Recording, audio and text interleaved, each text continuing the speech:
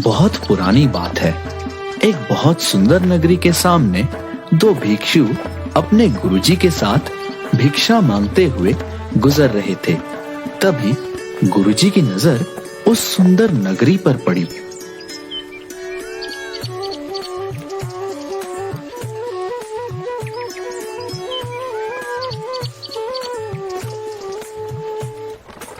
वाह वाह वाह, अति सुंदर। इस नगरी को देख के तो आंखें तृप्त हो गईं। बहुत सुंदर नगरी है। हाँ गुरुजी, बिल्कुल सही कहा। बहुत सुंदर नगरी है। बस यहाँ भिक्षा भी सुंदर मिल जाए तो आनंद ही आनंद है। बिल्कुल सही फरमाया प्रेमपाल। अब बस इस नगरी में झोली भर मिठाइयाँ और पकवान मिल जाएं, फिर तो आनंद ही आनंद है। अच्छा अच्छा, ठीक है। चलो अब ध्यान से सुनो। कुछ भिक्षा में मिले तो भगवान को भोग लगे। बच्चा प्रेमपाल, तुम नगरी में पूर्व दिशा की ओर जाओगे और बच्चा वीरपाल, तुम नगरी में पश्चिम दिशा की ओर जाओ और जो भिक्षा में मिले सहज स्वीकार कर सूरज ढलने से पहले यही मिलना। चलो चलो, अब भिक्षा के लिए प्रस्थान करो। जी गुरुजी महाराज।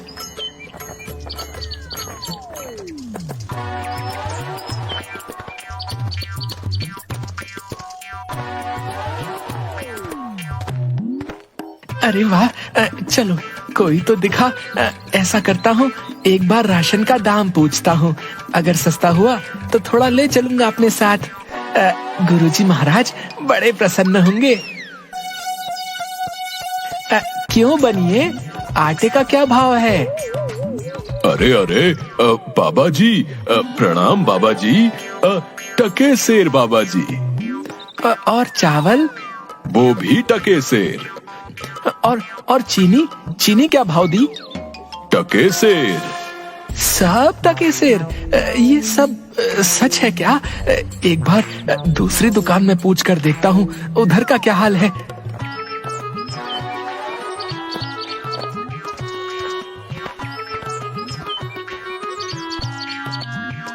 अरे बेटी, टमाटर कैसे दिए?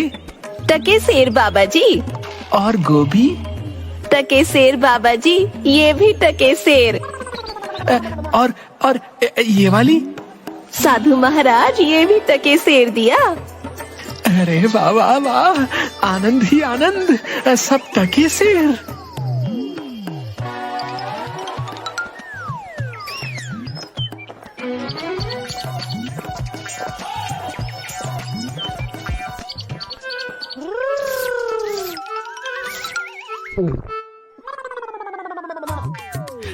ओ भाई हलवाई, मिठाई किस भाव देते हो?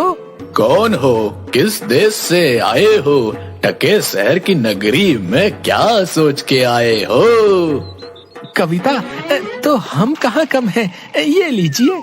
हम कहाँ से आएंगे भाई, अपना ना कोई घर ना कोई ठिकाना, जिधर शरण मिली उधर रात कटे, यही हम साधुओं का ठिकाना।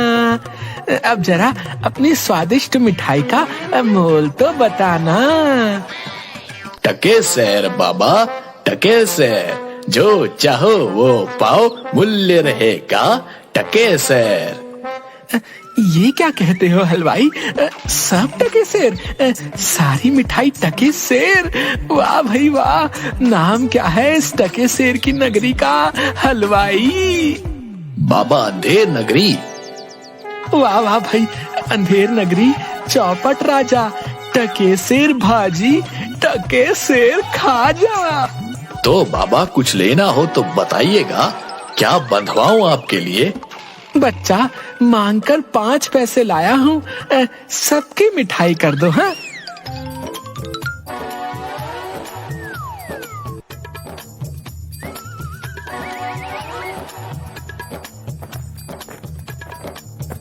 वाह वाह वाह वाह, क्या किस्मत पाई है। आज तो भिक्षा में प्रभु ने प्रसन्न कर दिया। जय हो प्रभु, जय हो।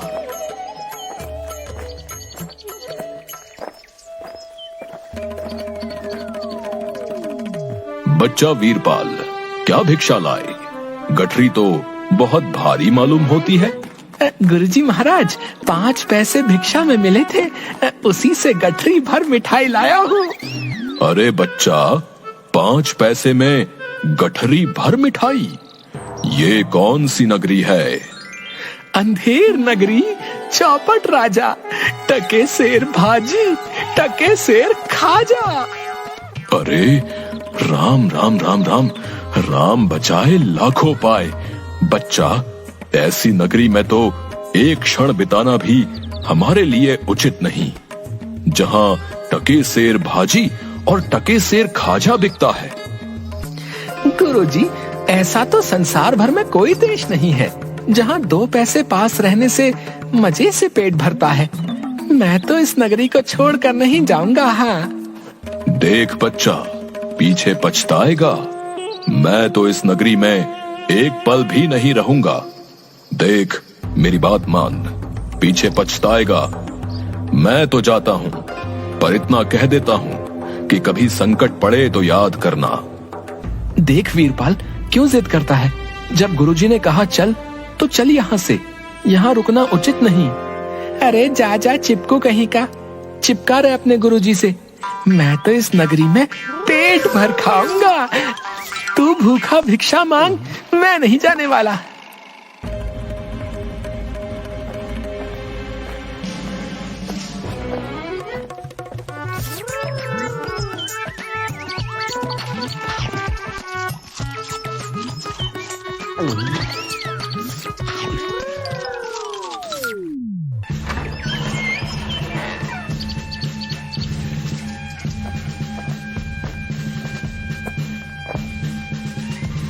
ना ना, रोना नहीं, चुप हो जाओ।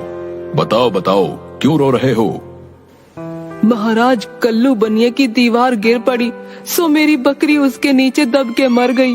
दुहाई है महाराज, न्याय हो। बहुत बुरा हुआ। हाँ, तो फिर जाओ, उस कल्लू बनिए को पकड़ कर लाओ। क्यों बनिए, ये कैसी दीवार बनवाई थी जो इसकी बकरी दब कर मर गई? बता।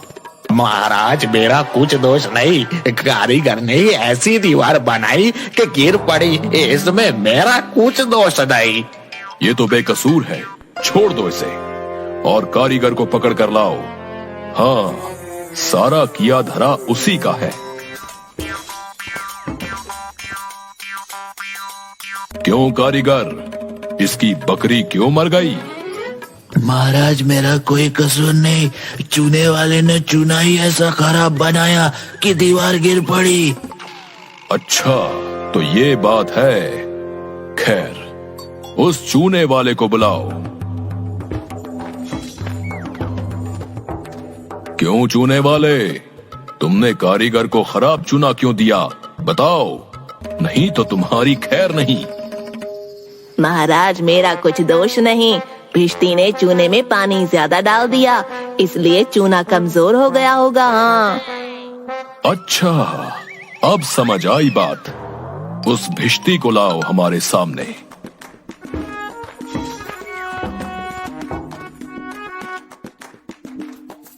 क्यों भिश्ती, इतना पानी क्यों मिलाया तुमने कि इसकी दीवार गिर पड़ी और बकरी दबकर मर गई? महाराज, गुलाम का कोई कसूर नहीं, कसाई ने मशक ही इतनी बड़ी बना दी थी कि उसमें पानी ज्यादा आ गया। अच्छा, कसाई को लेकर आओ और इस भिश्ती को निकालो यहां से। क्यों कसाई, तुमने ऐसी मशक क्यों बनाई? महाराज, गड़िया ने टके सर में इतनी बड़ी भेड़ मुझे बेची कि मशक बड़ी बन गई। अच्छा, तो चलो, इस कसाई को निकालो यहां से और गडरिये को लाओ यहां पर। क्यों गडरिये, ऐसी बड़ी भेड़ क्यों बेची तुमने? महाराज, उधर से कोतवाल साहब की सवारी आ रही थी, इस कारण मैंने छोटी बड़ी भेड़ का ख्याल ही नहीं किया। मेरा कुछ कसूर नहीं। अच्छा, इसको अब निकालो और कोतवाल को पकड़ कर लाओ। महाराज मेरा कसूर कैसे? मैं तो शहर के इंतजाम के लिए आया था। भला अगर अपना काम नहीं करूंगा तो अपना फर्ज कैसे निभाऊंगा? ये तो बड़ा गजब हुआ। कहीं ऐसा ना हो कि ये बेवकूफ अपने चक्कर में पूरे नगर को फूंक दे। नहीं, तुमने इतनी धूम से सवारी क्यों निकाली? हाँ हाँ मंत्री जी, सही कह रहे हैं। तुमने इतनी धूम से सवारी क्यों निकाली, जिसका परिणाम ये हुआ कि बकरी मर गई। लेकिन महाराज हम अब कुछ नहीं सुनना चाहते। ले जाओ इसे और फांसी पर चढ़ा दो।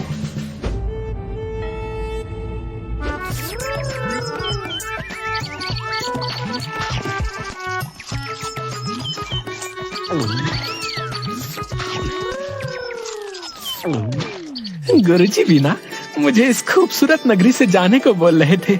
मानता हूँ कि नगरी कुछ कारणों के लिए अच्छी नहीं, लेकिन मुझ साधु का क्या? मुझे तो खाने को चाहिए और आराम करने को। वाह वाह वाह, लड्डू तो बहुत ही स्वादिष्ट है। कुछ ही दिन हुए हैं अभी नगरी में, कहीं मैं मोटा तो नहीं हो गया। तभी राजा के कुछ सिपाही वीरपाल को घेर लेते हैं। यही मोटा सही है। चल जरा चल, मिठाई खाकर खूब मोटा हो रहा है। आज मजा मिलेगा तुझे। अरे ये आफत कहाँ से आई? अरे भाई, मैंने तुम्हारा क्या बिगाड़ा है जो मुझे पकड़ते हो? आप तो बड़े मोटे हैं, इसलिए फांसी लगेगी आपको। हाँ, मोटा होने से फांसी? अरे अरे, ये कहाँ का न्याय है? अरे साधुओं से हंसी नहीं की जाती। बच्चा जाओ जाओ यहाँ से, मैंने भोजन कर लिया है, अब साधना का वक्त है, जाओ। साधना तो हम करवाएंगे। जब सूली पर चढ़ जाओगे तब पता चलेगा कि फांसी है या हंसी है। सीधी तरह चलते हो या घसीट कर ले जाएं? बात क्या है? एक साधु आदमी को बिना किसी बात के फांसी पर चढ़ाना चाहते हो? बात ये है कि कल कोतवाल को फांसी का हुक्म हुआ था, लेकिन जब फांसी देने को उसे ले गए तो फांसी का फंदा बड़ा निकला और हमारे कोतवाल साहब तो दुबले हैं। फिर हम लोगों ने महाराज से अर्ज किया। इस पर हुक्म हुआ कि एक मोटा आदमी पकड़कर फांसी दे दो, क्योंकि बकरी मरने के अपराध में किसी ना किसी को तो सजा मिलनी जरूरी है ना, नहीं तो सच्चा न्याय हो नहीं पाएगा। हे प्रभु, इस पापी पेट के चक्कर में मैंने गुरुजी की बात न मानी। हे बाप रे, मुझ बेकसूर को क्यों फांसी दे रहे हो? अरे भाइयों, कुछ तो धर्म का ख्याल करो। अरे मुझे छोड़ दो मुझे। मैंने गुरुजी का कहना क्यों नहीं माना? उसी का फल है। गुरुजी कहाँ हो? गुरुजी, मुझे अभी नहीं मरना गुरुजी।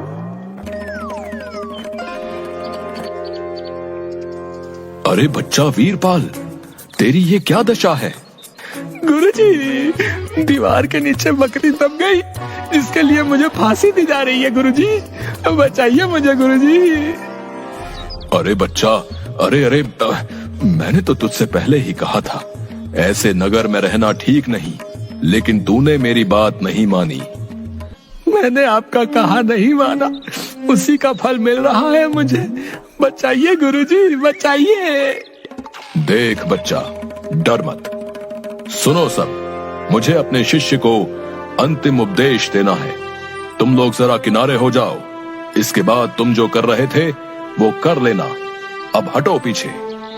महाराज, हम पीछे हट जाते हैं, आप बेशक उपदेश दे सकते हैं।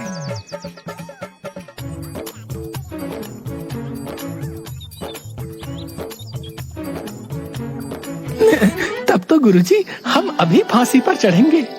अरे नहीं बच्चा, हमने इतना समझाया नहीं मानता। हम बूढ़े हुए, हमको चढ़ने दो फांसी पर। भला तुम्हारा पूरा जीवन शेष है, मजे से गुजारो।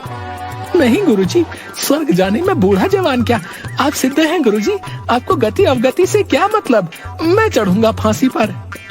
भाई, ये क्या मामला है? अभी तक तो ये मोटा साधु रो रहा था, लेकिन अब ये पहले फांसी पर चढ़ने के लिए लड़ रहा है। समझ में नहीं आता। महाराज को इसकी खबर देकर आता हूँ। सैनिक तुरंत महाराज के पास जाते हैं। महाराज, एक चेले से मिलने गुरु आया, कुछ कान में बोला, तभी से गुरु चेले में फांसी पर चढ़ने के लिए लड़ाई चल रही है। गुरु कहता है मैं चढ़ूंगा, चेला कहता है मैं चढ़ूंगा। ये क्या माजरा है, पता लगाना पड़ेगा। चलो गुरुजी महाराज के पास ले चलो हमें, हम उनसे पूछेंगे कि आखिर माजरा क्या है। बताइए गुरुजी महाराज, आप फांसी पर क्यों चढ़ना चाहते हैं? महाराज, इस समय ऐसी शुभ घड़ी है कि जो भी पहले फांसी पर